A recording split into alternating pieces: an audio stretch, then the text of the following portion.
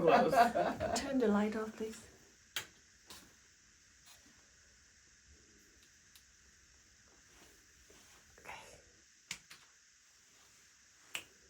All right. Well, hello out there in my TV land. We are back. It's Nina Childs. I know I haven't seen you guys for a while. I'm happy to be back, and I'm especially happy to be here today with my guest. This guy is just a force. To talk to him is like talking to someone that you've always known, but you might just be meeting. He's so interesting. He is a comedian. He's a performer. He's a writer. He's so many things. He's been so many things. Please join me in welcoming Richard Velazquez to the show. Thank you so much, Nina. I appreciate you. This is so dope that you're here. So I met you by way of the 30 Minute or Less Festival, and I'm so glad that you're here. I would love for our guests out there to get to know more about you. You have such a great story. Where are you from originally? So, first of all, congratulations on your show. Thank Doing you. so well at the festival. Amazing. Thank you, thank you. Yeah, so I grew up in the Lower East Side of New York City. I was born in 71, so I just told you my age. Yeah, I grew up in the 80s in the Lower East Side of New York. Those who know, that time in the city was quite Crazy. crazy. Yeah. Very, very dangerous. It's a special time. Special time. It kind of looked like a war zone. You know, all the buildings were burnt out, lots of drugs, lots of violence. City confidence was at an all-time low. There were no services. It was an interesting time in New York City at that time. A lot of great art came out of that time in New York City, though. That's the rub, right? Yeah. So like it was so impoverished and so sort of what you might call ghetto or hood, but at the same time there was this amazing artist community that came up. Music, art, singing, dance. There were just so many artists who moved to that neighborhood, and it was mostly because they could afford to live there. Right. Can't afford to live there anymore. No. So think twice before going. It's now, wait, the Lower East Side is now Soho, right? Yeah, well, it's called East Village. Chelsea, East Village. We used to call it Alphabet City. Yeah, right? oh, yeah. So, That's that dog day afternoon. Dog day It's afternoon time of style. life. Yeah, Yeah. It's a different place now. It's still home, but it's definitely not the same as it used to be in the 80s. You know what's so crazy? New York City is my favorite city. You're from my favorite place at my favorite time. Oh, wow. So it is such a pleasure to sit here and talk to you. Like, how did you begin your journey as an artist? Like, what was the first thing you realized you could do? So, you know, I love sharing this because it brings me back to my original joy. My original finding was dance. The story that I tell in the 30 Minutes or Less Festival, Nancy, is about how I discovered dance. And the way I discovered it was by watching my older stepsister dancing at a roller rink. And I just started to watch her and I copied all her moves. And it turns out I was pretty good at it. All right, you had rhythm. I had some rhythm. Right. But see, I didn't know that because I grew up as a Jehovah's Witness. Oh, wow. And in that religion, you don't dance. You don't dance. There is We no don't dancing. celebrate We don't birthdays. celebrate birthdays. I never had a birthday. I never had Christmas. None of those things. And so the first time I danced, not only did I feel like I was going against God a little bit, but I also felt free. And it was that freedom and the attention, frankly, that I got that really hooked me into there was something that I could do that was artistic, that was sharing, that was movement. It was life. That's so dope. And so you were on the dance scene. I was on the dancing tip. I danced all the way. I mean, I still dance to this day. I always danced.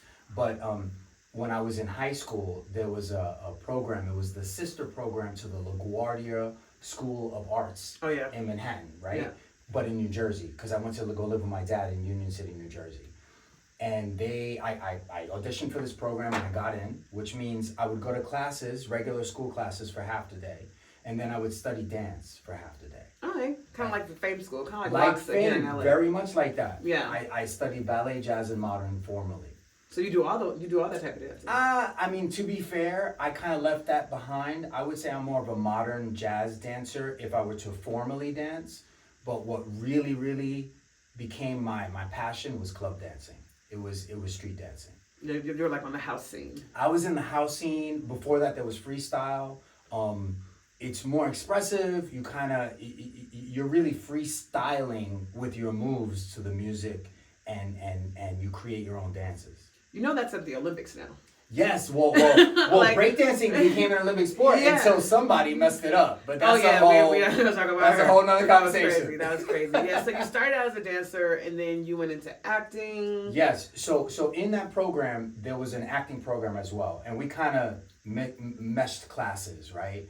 And I was tapped to audition back in 1986 for the movie Lean on Me. It's an old movie about Joe Clark. He was a principal who cleaned up his school with a bat and a bullhorn. Morgan Freeman. Morgan Freeman. Yeah, that's exactly. a classic. Yes, and Michael Imperioli's in that movie from The Sopranos. Really? Yeah, I was on stage with him in the movie. You guys were the bad kids. They You got were the bad disbanded. kids. We were the I ones that got remember suspended. that. That's right. Yeah, So yeah. He brought them all into an auditorium and suspended everybody. You're gonna make me go home and watch that tonight because I'm gonna be looking for y'all. I'll show you. I'm right in the beginning credits. If you watch the beginning credits, they're playing Welcome to the Jungle. They're rolling out a teacher who just got beat up in the cafeteria. Yep. And right when he's about to turn the corner, I step through a bunch of kids and I point and I laugh. I'm gonna remember that. Yeah, We're gonna find you tonight. So you've done that, but you've also done a bunch of stuff with reality TV as far as on the production side. So yeah, so I moved out here to Los Angeles back in 2002, right after September 11th. Oh, wow. The city was a different place, and I felt like I needed to get out. So I came to Los Angeles for a new start, and I got involved with MTV. I started working on reality TV shows. The first show I worked on was Dismissed. I don't know if you remember that. It was a dating show, yeah. Yeah. And then I moved on to work on The Newlyweds with Jessica Simpson. And Nick Lachey, Lachey. I did Ashley Simpson's show. I did a bunch of MTV shows at that time, and I kind of slid into becoming a reality TV producer at the time. That's so dope. And you worked on some shows that are very cool. Yes. We don't have to talk about that yet. Look him up on IMDb. Yes, His resume yes. is like resume. It's So legit. It's legit. So present day, you've done some stand-up comedy as well. Yes. You're very funny. You're just a very talented individual. Oh, You're thank just like you. a ball of like energy and light. I And appreciate you have it. very many talents and gifts. But you're now doing oratory stuff. Yeah, so I went to the American Academy of Dramatic Arts back in the 90s. I went to AMDA. I'm an You went to AMDA? Yes. I went to ADA. They're Okay. They're Okay, very very similar. similar. Very similar. Yeah. I got conservatory training. I graduated in 96, and I went and did a bunch of touring. I toured Little Shop of Horrors.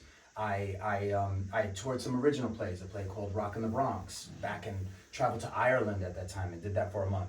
So my original training is in theater, live theater. Okay. When I got into television, I kind of left that behind because frankly, I started making money. And I moved towards the money, which I kind of regret now if I'm being honest. But after 25 years and after dabbling in stand-up, I decided that I wanted to try myself back on stage. I wanted to challenge myself. And so I wrote this piece, Nancy. And I can't believe the way it was received. I'm literally touched.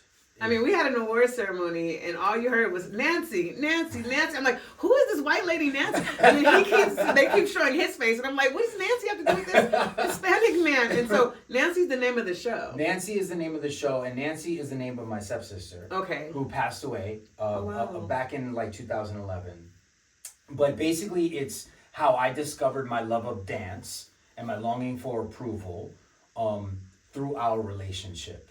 And it was a very complicated relationship, but I loved her very much. And, it didn't end well. She passed away from alcoholism, unfortunately, and it broke my heart. But this story that I wrote is a tribute to her. Wow. And so you met Nancy when you went to go live with your father? Correct. So I went to live with my dad when I was 11. I didn't want to be a Jehovah's Witness anymore, and I went to go live with my dad. And he had married a woman named Blanca, and I met my stepsister Nancy. I was 8. When we first met, she was 13, and then 2-3 years later, I went and lived with them, and we lived together full time. Okay. So that's where the story is kind of born from. And can you tell us anything about the story? Like it's about your life, it's about your relationship with Nancy, it's about what's your favorite part of the show? The ending. Because so at the end of the play, a picture of Nancy comes up. And I get to tell her a bunch of things that I never got to tell her in real life. And it's quite emotional. I cry every time. Sure. Yeah, I cry every time. And it's not like acting. It's like real. It's real because I feel like she's there, and I get to tell her that I loved her and that I'm sorry for the way things went down. Wow. Now, your show got all kinds of awards and it got an extension too, right? That's right. So you're going to be doing this show again. That's right. Can we tell the people where this show is going to be? Because I'm going to be there for Oh, sure. I appreciate you so much. So it's going to be at NAMBA. No, NAMBA. It's NAMBA, yeah. It's NAMBA, and it's in Ventura, and it'll be playing April 18th in NAMBA. I'm going to put that on my calendar, and Oh, I please, can't wait to see you please there. stay connected. I can't Yeah. wait to see this show. Sure. Guys, if you're here in LA, anywhere near the Valley, you guys got to go check the show out. I mean, it was top of the festival. He's won so many awards, but I also want to talk about the other part of your life because I think it's just as important as all the interesting stories you have from growing up. You are also a mindful meditation teacher, a master? Yeah. So not a master. I wish I was a master. I am a teacher of mindfulness. I got my certification last year from Jack Kornfield and Tara Brock through Berkeley, the Greater Science Center there at Berkeley. It's a 2-year intensive program where we study techniques of mindfulness and how to use meditation to engage with life and your mind. And how did you get started on that mindfulness journey? Frankly, to get very personal, I was engaged in a lot of things in my life that I wasn't happy with, and I wanted to make some changes. They weren't making me happy. In fact, they were causing depression and anxiety. And no matter what I did or where I traveled or what I tried, depression and anxiety were always there. They were kind of ruling my life. And I just thought, this is the way it is. But one day I sat down in meditation and I felt like my whole body relax, which is a side effect of meditation. I don't want to promise that for meditation. That is not what it's for, but it can be a side effect. And when I felt that, it made me really curious. And so I started to meditate as a practice. And then I started to study, well, what is this? How does this work? Why does it work? What techniques do we employ to make it work? And the deeper I got, the more curious I became, and the more I decided that I wanted to teach this myself. Wow. And so what are some of the core principles of meditation, if you can share them? Sure. So meditation is the study of the mind. Long and short is the mind is the way you experience all things. It's the filter through which all reality comes through, whether it's your emotions, your thoughts, your physical experiences, your body itself, right? The center of the way that you become sort of engaged with all those things is the mind. But the mind and the thoughts are not who you are. There's a space of awareness around your thoughts and your sensations. And that ability to sort of separate yourself from the drama of your thoughts to being able to observe your thoughts gives you some space so that you can become more responsive and less reactionary. Wow. That's deep. It is, and it's kind of hard to like just put in a nutshell. You know? Yeah, but that was a pretty good job you just did. Thank giving you. us a quick to the point view of the beginnings of meditation, at least. And so foundationally, where would you say you are now in your journey? Like, what's gonna happen next? Are you gonna dive full force into your oratory work? Are you still gonna do comedy? Are you gonna? You know, it's interesting that you asked that because I'm a little torn.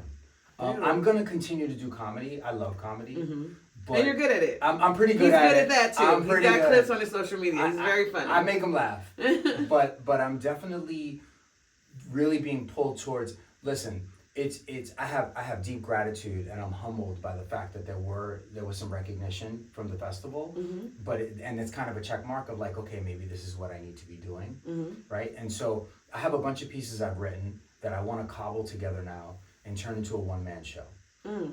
It's called From Crack to Crocs, a Human AF Show. And it's basically my story from growing up in the streets of New York City to becoming a reality TV producer and everything that happened in between. Right, because your beginnings are so interesting. Like, how are you a Jehovah's Witness in the middle of the Lower East Side? Like, let me tell you something. How in the 70s? How does that work? It was not fun.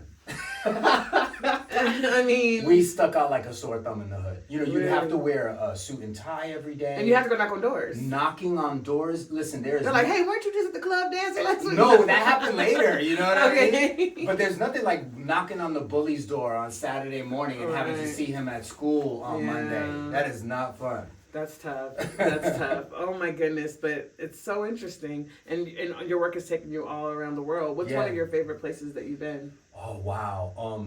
One place that I would love to go back, and I think it's really difficult to go back because they're having some political unrest, is Myanmar, otherwise known as Burma. It's one of the seats of Buddhism and of contemplative practices. And I just loved my time there. I love the people there. It's a beautiful country. And I wish I could go back today, but it's hard to travel there now. Really, what's going on over there? So there's a lot of political unrest. The military has sort of taken over the democratically elected government. It's a thing. But as far as the country goes and the people, some of the most beautiful people I've ever met in my life. Wow, how much time did you spend there? I was there for 6 weeks. Okay. That might still be a lifetime. Yeah, I mean, I've been to Afghanistan. In American days. Yeah, in American days. I've been to Afghanistan. I've been to Tanzania, Africa twice. I've been to Papua New Guinea. I've been to Greenland. I've been all over Europe. I've been very blessed to travel with work. That's so dope. And so when you say from crack to Crocs, we know what crack is. But Crocs, people might think the shoes? The shoes, yeah. No, it's a double entendre, right? So the Crocs really are about saltwater crocodiles. Okay. So for 2 shows back to back, one in Myanmar, we went and we investigated what's called the Ram Re massacre. It's a massacre of Japanese soldiers that happened during World War II. Crocodiles attacked these soldiers and killed like 1,000 soldiers, which they don't typically do. And so we went to investigate whether these crocodiles are their own species of crocodiles. That was for History Channel. Mm-hmm. That's one. The other one was a show that we did, and I'm gonna leave it nameless. Okay. but we went and looked for gold in crocodile-infested rivers in Papua New Guinea, in a place called the Autonomous Region of Bougainville. And so were you on camera, like actually, or were you producing? No, I was the producer, so I was the person shouting and screaming, making sure nobody got killed, making sure no one. And that's the thing. It's like there were saltwater crocodiles that would eat people. But we gotta go back to the Japanese soldiers, because that, I read my Bible and that sounds like an act of God. It was like, wild. What was the findings? The British were bombing the Japanese soldiers. They had them penned in, and they went into the mangroves, right, where crocodiles live. Now, typically, the way a crocodile feeds is it'll grab its prey and it'll drag it to the bottom of the water and it'll leave it there. One, these crocodiles attacked and kept attacking. It's called henhouse syndrome. Kind of like when a fox goes into a henhouse, it'll kill all the chickens for no reason. Just out of hysteria. Just out of like a bloodlust, right? And so that's what these crocodiles did, which is not typical crocodile behavior. 1,000 soldiers went in and 20 came out. But what inside of these? You don't know. It was just a natural. And it was a natural occurrence. It was an act of God. It's an act of God. That's what it was. And so that's why we went there to investigate, to see. So what we were doing was ostensibly trying to figure out whether these crocodiles were especially. Is that a well-known story? What kind of history are they teaching in America? The Ram Re massacre. Yeah, Ram Re Island massacre in Myanmar, Burma.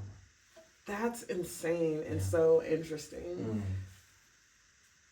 I mean, you're just like, we get to talk to you all day. I've got stories. I definitely got stories. But I know you've got to go. So what's next for Nancy? You're doing the Namba show. Then after that, you're going to extend it. And I'm going to it'll become a chapter in the one-man show. This chapter is probably about 25 minutes. The whole show will run anywhere from 75 to 90 minutes. And it'll be other stories around Nancy as well. That's really dope. I like the title that it was Nancy because it kind of threw you off guard. Like, what is this show about? Yeah. And so I think that's really dope. I think you're really dope. And that's what's coming up next for you. Yes. Is just expanding your show. Tell us where we can find you. If you want to find Richie V on social media, it's Richie V Comedy. That's right. So on social media, on Instagram, it is at Richie V Comedy. RICHIEV Comedy. Awesome. And I don't know, what do you want to leave our viewers with? Anything that you'd like to say? You know, if you're interested in finding something that can help you live life on a daily basis, check into mindfulness. Meditation is a wonderful practice. Awesome. Well, we want to thank you again for coming and speaking with us. Appreciate taking time out of your day. Best of luck with your show. I'm sure it's going to go on and win more awards. You should do Fringe. I am. I've already applied. Okay, Yeah, great. yeah. Great. You should do Fringe. Actors Company is a great theater, Yeah. and I got friends there, and I'm Amazing. looking forward to seeing your show. I appreciate you. And thanks for having you again. Thank you. All right, we'll see you guys with more interviews, so don't go away. We have more interviews coming up. Bye-bye. Wow, wrestling with Crocs. Yeah.